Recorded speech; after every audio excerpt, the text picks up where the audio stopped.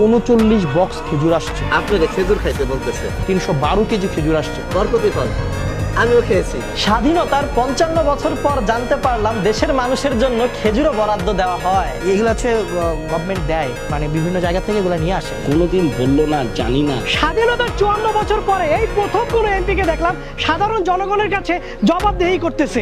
মানুষ আমাদেরকে অনেক আস্থা নিয়ে নির্বাচিত করেছে। স্বাধীনতার 54 বছর পরে এই প্রথম দেখলাম কোন এমপি স্বচ্ছ হিসাব দিচ্ছে। দেবিদ্বারের কার্যক্রমের সবকিছুই আপনাদের সামনে স্বচ্ছতা, স্পষ্টতা এবং জবাবদিহিতার মাধ্যমে নিশ্চিত করা হবে। স্বাধীনতার 54 বছর পরে এই প্রথম দেখলাম কোন এমপি এলাকার চেয়ারম্যান মেম্বাররা চাইল্ড ডাইল গম চুরি করতে পারতাছে না। প্রত্যেকটা জিনিস আপনারা হচ্ছেন এই পেজে আপনারা পেয়ে যাবেন।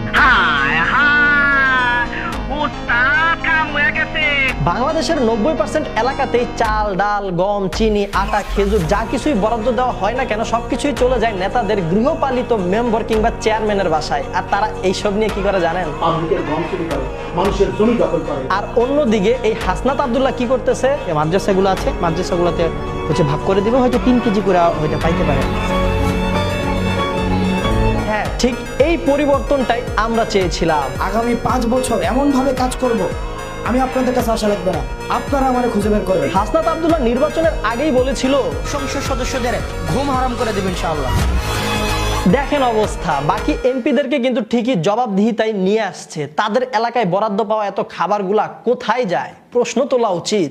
আমরা রাজনীতি ঋণ খেলাপিদের জন্য কঠিন করে দিব। কারা জানি বলছিল ইন্টারপাস ছেলের কাছে তো মেয়েই দিতে চান না, দেশ কিভাবে দিবেন? তাদের মুখে জুতার বাড়ি হারামি।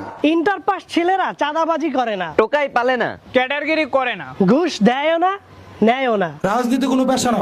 আমাদের দেশে হবে সেই ছেলে কবে, কথাই না বড় হয়ে কাজে বড় হবে। এই যে সেই ছেলে।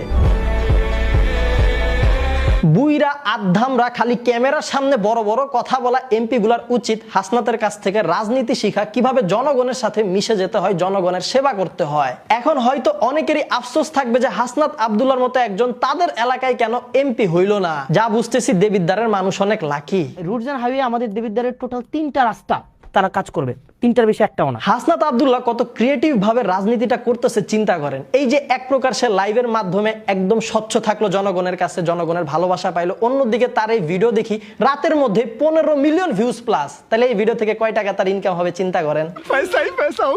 হাসনাত আব্দুল্লাহর প্রতি রেসপেক্ট, এভাবেই সে চলতে থাকুক, হয়তো সামনে আরো অনেকগুলা চমক দিবে আমাদেরকে।